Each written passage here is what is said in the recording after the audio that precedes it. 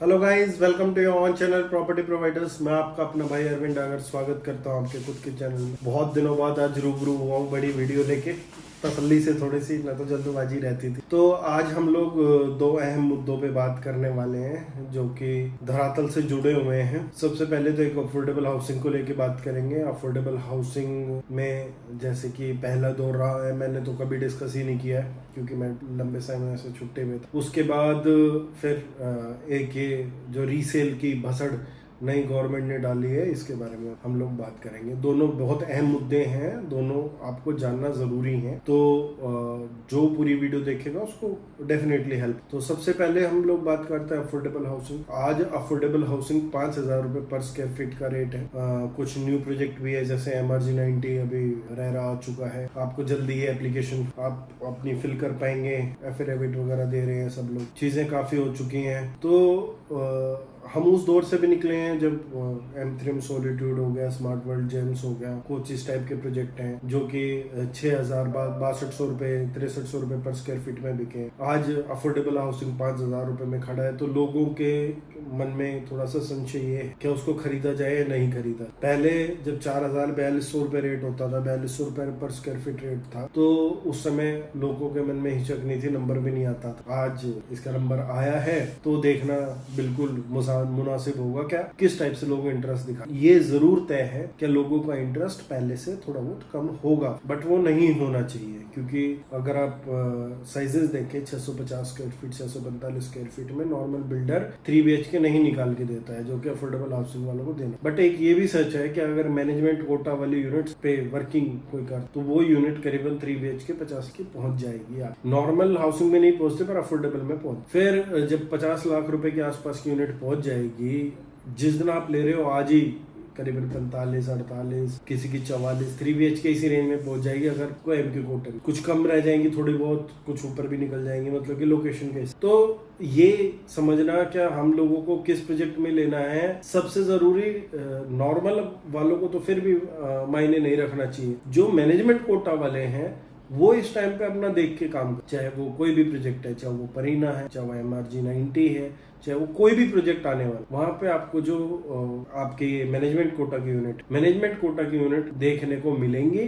और management quota की unit आपको बहुत अच्छी तरह वर्कआउट करके तभी लेनी चाहिए, अदरवाइज आपको नॉर्मल एप्लीकेशंस में भी अब आप लोगों का नंबर आपको आते हुए दिखाई देगा। लोग कुछ जो 4200 रुपए पर स्क्वायर फीट से ना आके 5,000 पे अप्लाई नहीं करने वाले हैं, उसकी जगह आप लोगों को जरूर एडवांटेज मिलेगा और 5,000 पे भी आपको अप्लाई करना चाहिए। आपको काफी प्रोजेक्ट्स दिखाई देंगे अब जो 5,000 में आने वाले समय में। आपको अफोर्डेबल हाउसिंग के, चाहे वो द्वारका एक्सप्रेस में हो, चाहे न्यू गुड़गांव हो, चाहे वो SPR हो, चाहे वो सोना हो, डेवलपिंग सभी एरियाज में आपको दिखाई दे। हाँ, एक्सटेंशन रोड पे आपको शायद नहीं दिखाई देगा तो एक आधा ही प्रोजेक्ट है जिसके पास लैंड है और जो कोशिश कर सकते। अदरवाइज तो आप लोगों को जो ये वाले एरिया हैं, स्कर्ट्स हैं, चाहे वो न्यू गुड़गांव की होगी, चाहे वो द्वारका एक्सप्रेस वे की होगी, चाहे SPR रोड वाली बेल्ट, इसमें आप लोगों को प्रोजेक्ट्स दिखाई देंगे।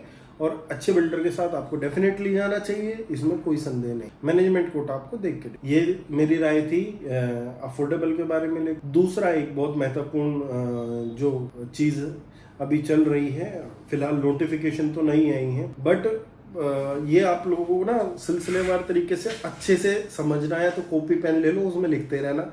मैं आपको एग्जांपल देके चीज बताऊंगा रीसेल डील के बारे में, और उसके बाद आप लोगों को वो अपने केस में आपके में इम्प्लीकेट होती है नहीं होती, और फ्यूचर में आप प्रॉपर्टी ले रहे हैं तो कैसे, ये आप लोगों को देखना। अभी गवर्नमेंट ने क्या किया है, नोटिफिकेशन नहीं आई है, जो अभी खबरें आ रही हैं, जैसे अभी वकीलों की हड़ताल थी, कन्विंस डीड वगैरह या ट्रांसफर वगैरह नहीं हुई थी, ये उससे पहले की ही चीजें चलती आ रही थी, बट कंफर्मेशन नहीं हुई थी। और कंफर्मेशन अभी भी नोटिफिकेशन नहीं है, बट स्टिल चीजें हो रही हैं कि 3% स्टैंप ड्यूटी के चार्ज किए जाएंगे जो अंडर कंस्ट्रक्शन अपार्टमेंट या अंडर कंस्ट्रक्शन, जो कंस्ट्रक्शन के बीच में प्लॉट लेगा, फ्लोर लेगा, अपार्टमेंट लेगा, ये सभी के लिए इम्प्लीकेट होता है। चाहे दीनदयाल के प्लॉट हो, जैसे सपोज मैं एक प्रोजेक्ट का नाम बता देता हूँ। आज आपने अदानी में प्लॉट लेना है, आपने लेना है प्लॉट, ठीक है। आप अगर जो दूसरे से लेंगे तो आपको स्टैंप ड्यूटी 3% देगी। पहले कैसे होता था, बीच में कैसे होता था, अब कैसे होगा, ये अब मैं आपको आसान एग्जांपल से एक से समझाऊंगा। समझ, पहले क्या होता था, गुड़गांव रियल एस्टेट मार्केट में एक अपार्टमेंट है, जैसे मैं हूँ अरविंद डागर, ठीक है, आप हैं अमित जी। अरविंद ने अगर अमित को अपार्टमेंट बेचा तो अरविंद ट्रांसफर फीस बिल्डर के पास दे देता था, उसके नाम पे बिल्डर ऑफिस में ही ट्रांसफर हो जाता था, छुट्टी हो जाती थी, उसके नाम प्रॉपर्टी होगी, वो अपना हंसता खेलते घर चला जाता था। लोन होता था तो उसी एक्नॉलेजमेंट पे बैंक डीडी दे देता था अरविंद डागर को, और अमित भी फ्री, अरविंद भी फ्री। फिर क्या होने लगा, रेरा के बाद एक डीड होती है, ठीक है, जिसको आप लोग कोर्ट में रजिस्टर कराते हैं। अब क्या होने लगा, अरविंद और अमित जाके दोनों जाने लगे कोर्ट, पहले बिल्डर ऑफिस में, वहां पे अरविंद ने ट्रांसफर चार्जेस भरे, इसके नाम पे एक्नॉलेजमेंट मिली, फिर गए हम लोग कोर्ट, तहसील जिसको बोलते हैं, तहसील में जाके फिर जो अमित है, अमित ने 15-20 हजार रुपए वकील की लिखत पढ़ दी, 25 हजार रुपए जो भी लगते थे, और उसके बाद आपकी वो डीड हो गई। अब क्या होगा, अब ये होगा, यहाँ पे अरविंद ट्रांसफर चार्ज देगा बिल्डर को, फिर अमित जी के नाम पे अब यहाँ से डेट ली जाएगी, फिर वहां पे जाएंगे सप्लीमेंट्री डीड कराने कोर्ट में, और सप्लीमेंट्री डीड में 3% का अमित जी को देना पड़ेगा स्टैंप ड्यूटी। अमित जी को लगा चूना, क्योंकि इन्होंने 3% तो स्टैंप ड्यूटी अभी दे दी, जब रजिस्ट्री होगी, जब इनको फिर 7-8% देना है, 7% देना है, तो इनको टोटल स्टैंप ड्यूटी देनी पड़ी 10%, जबकि ऐसा नहीं होना चाहिए। फिर भी ऑफिशियली भी हम लोग, मैं तो यही कहूंगा, क्या गवर्नमेंट को कुछ ऐसा वर्कआउट करना चाहिए, जैसे अभी इन्होंने 3% दिया है, तो इनको रजिस्ट्री पे जब ये देख रहे हैं कि ये 3% दे चुके हैं, तो वहां पे 4% देना पड़े, सो कंप्लीट वो हो जाए। अदरवाइज तो टैक्सेस, पहले जीएसटी भी है, ठीक है, और असड़म भसड़म भी है, ईडीसी आईडीसी भी है, फिर ये अब 3% का एक्स्ट्रा लोड भी है, फिर पोजीशन पे भी लोड है, तो ये चीज थोड़ी सी होनी चाहिए, क्या आप लोगों को ना देना पड़े।